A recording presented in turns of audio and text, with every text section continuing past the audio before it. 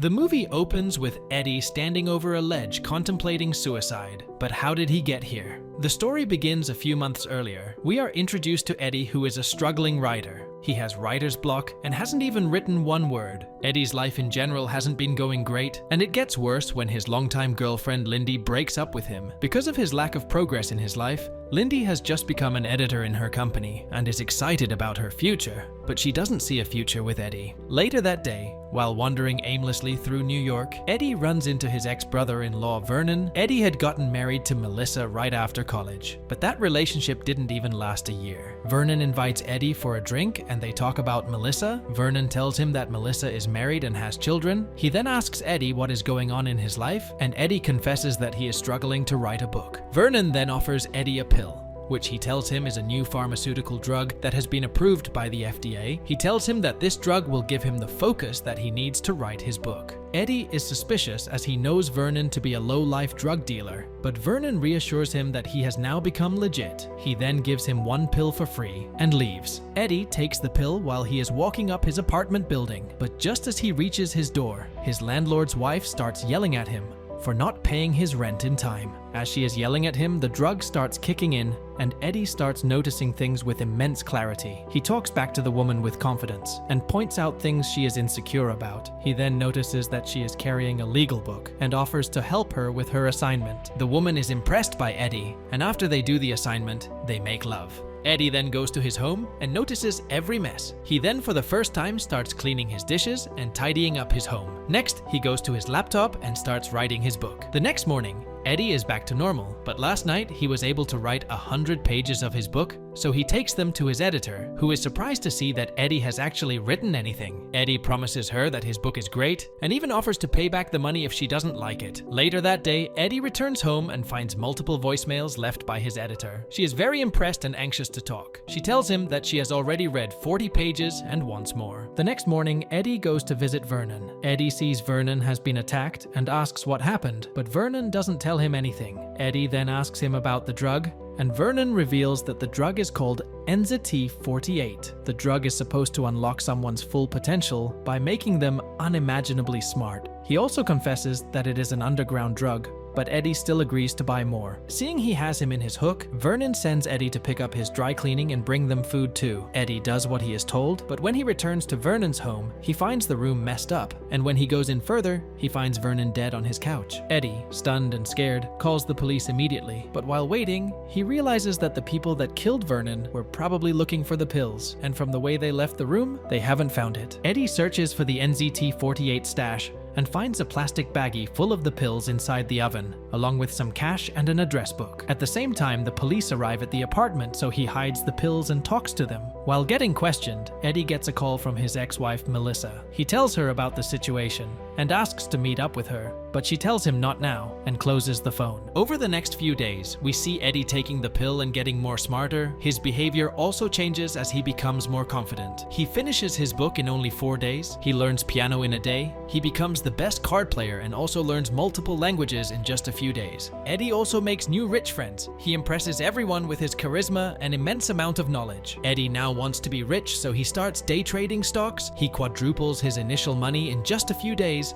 but he realizes he needs a capital to get the kind of money he wants, so he decides to borrow money from a guy named Gennady. Gennady is a sketchy man, and Eddie is scared of him, but he is confident he can return his money, so he takes $100,000. Over the next few days, Eddie increases his money from $100,000 to $2 million. He garners attention from the media, who are impressed by his ability. He also starts getting job offers, but the most interesting one comes from multi-billionaire Carl. Eddie gets a meeting with Carl and impresses him. Carl gives him multiple tests, but Eddie passes them all. He even figures out that Carl is planning a big merger and asks to review the deal. Carl then invites him to the meeting. Eddie even reconnects with Lindy, who is very impressed with the new Eddie. He tells her, once she left him, it was a wake-up call for him, and now he has changed for the better. The two then make up and decide to date again. The next night, Eddie is going for a walk, when suddenly he finds himself 20 blocks away from his home. Eddie doesn't know what is happening to him. Then again, he finds himself in a club. He then finds himself sleeping with a woman from the club. Then he finds himself in a subway station.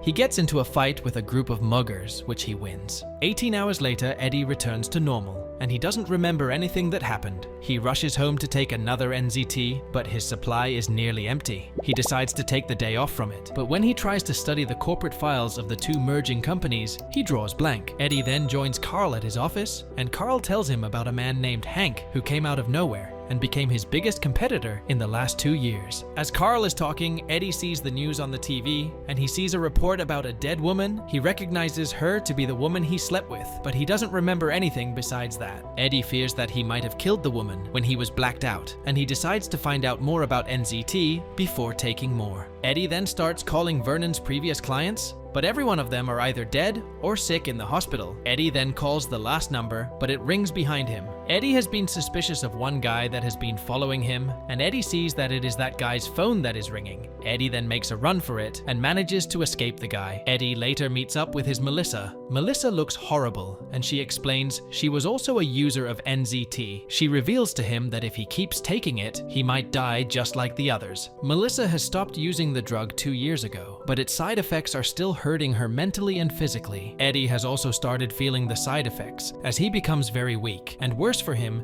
Gennady finds him and demands his money. Eddie pays him back the money, but while he stumbles, he drops one pill. Gennady then picks it up, and realizing Eddie is craving it, he takes it instead. Eddie's condition is now getting worse, and he goes to Lindy's office. He tells her everything and reveals to her that he has hidden a stash in her home. Seeing his condition, Lindy agrees to get him the pill and goes to her home. She finds the stash and starts making her way back, but she notices she is getting followed by the same guy. Lindy makes a run for it and alerts 2 pedestrians, but when they try to stop him, he stabs and kills them both. Lindy then calls Eddie hidden and tells him about the man. Eddie then tells her to take 1 pill and promises her she will be able to escape the guy if she does. Lindy then takes the pill, and 30 seconds later, it activates. Lindy then manages to escape the man easily and even injures him in the process. She brings the pills to Eddie, and the two sleep together. In the morning, Lindy tells Eddie that she wants nothing more to do with NZT. Eddie tells her that he has a plan to keep them both safe, but he needs more time to get the resources. Later that day,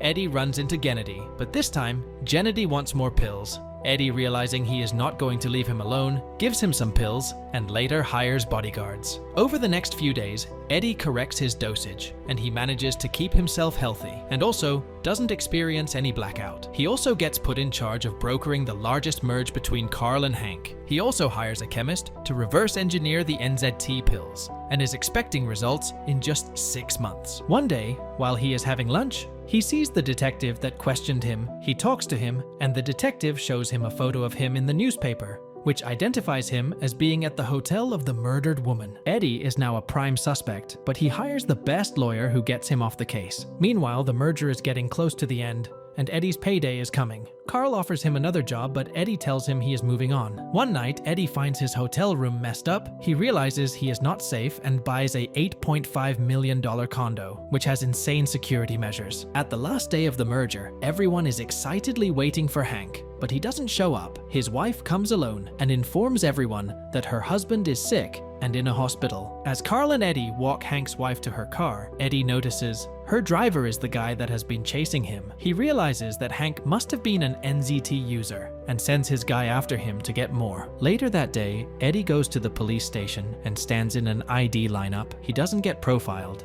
and his case gets fully dismissed. But when Eddie goes to the bathroom to get his pill that he hid in his coat, he finds it missing. A box then is sent to him, and when he opens it, he finds the severed hand of his 2 bodyguards. That night, Eddie is watching TV in his condo, and it is announced that Hank is dead. He also sees his lawyer is also Hank's lawyer and realizes he stole the pills. He then sees Gennady with 2 men coming for him. Realizing he has nowhere to hide, Eddie decides there is one way out. He runs to his balcony and stands over the ledge, which is where the movie started. He thinks of going out on his own terms instead of getting tortured by Gennady, but just before he jumps, he remembers he had 1 NZT pill. He rushes to find it and manages to find the container holding it, but before he could take it, Gennady and his men capture him. Gennady then orders his men to break into the safe and find the pills. He then takes out his knife and tells Eddie that he is going to torture him slowly until he tells him where he hid the pill. Gennady then gets close to Eddie, which was a big mistake, as Eddie stabs and kills him. Eddie then drinks Gennady's blood to get the NZT, and he takes out both his men. The next morning,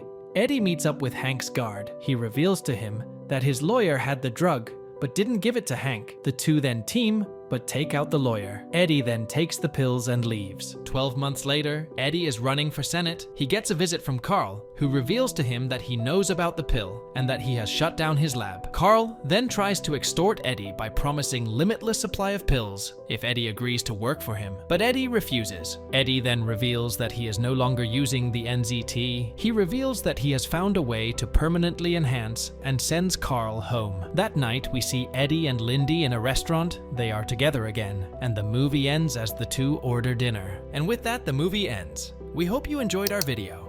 Watch the next recaps on the screen, and don't forget to subscribe for more amazing recaps. See you in the next one.